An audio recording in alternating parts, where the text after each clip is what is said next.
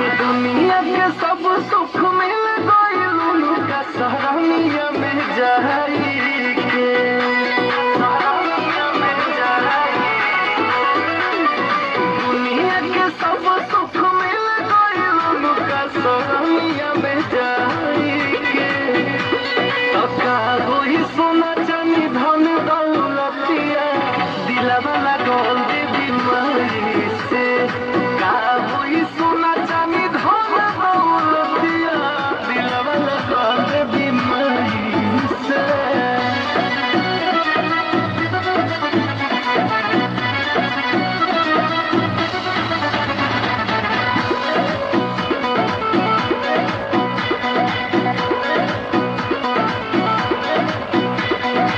चाहना अब कुछ हो पावला के मन बचरन में लगौला के रहे न कुछ के अब बतिया कौहे दूर कैली विपतिया।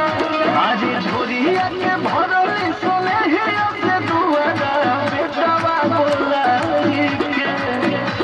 तो का होई सोना चांदी धन दौलतिया दिलवा लगल दे बीमारी से। का होई सोना चांदी धन दौलतिया दिलवा लगल दे बीमारी से।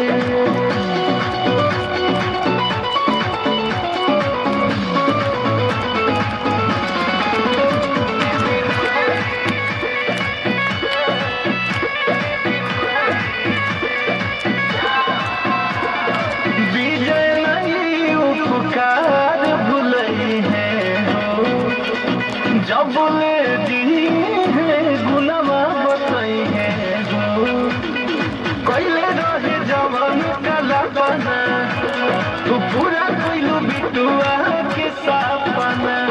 सबके बताई सबके सुनाई गाई गाई के। तो का होई सोना चांदी धन दौलतिया दिलवा लगल दे बीमारी से। का होई सोना चांदी धन दौलतिया दिलवा लगल दे बीमारी से। चलिए